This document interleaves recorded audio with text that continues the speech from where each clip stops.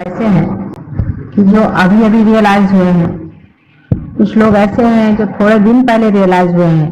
और कुछ लोग ऐसे हैं जो बहुत पुराने रियलाइज हुए हैं, जो कि इस चीज को समझ गए हैं कि अपनी चेतना क्या है, वो किस तरह से कार्य प्रवण होती है, किस तरह से कार्य करती है और किस तरह से हम उसको अपनाते जाते हैं। इस तरह से यहाँ 3 तरह के लोग होने के कारण मैं कुछ कुछ बातें फिर से दोहरानी पड़ेंगी और बताऊंगी, जिससे आप लोग समझ पाएंगे कि रियलाइजेशन का अर्थ क्या है, फिर रियलाइज्ड आदमी में क्या विशेषता होती है। पिछले मर्तबा भी मैंने बहुत सी बातें बताई हैं कि रियलाइज्ड आदमी की क्या विशेषता है, और आगे इसको किस तरह से हमें रियलाइज्ड स्टेट में हमें कैसे रहना चाहिए, इस तरह से 3 इस पर मैं बताऊं।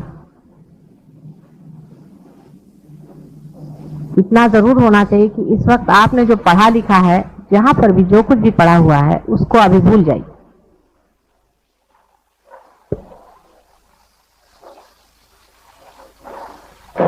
पहले तो प्रश्न यह है कि रियलाइजेशन का अर्थ क्या है। जब आप पैर पर आते हैं तो उसमें से कितने ही लोगों को कहा जाता है कि आप पार नहीं हुए,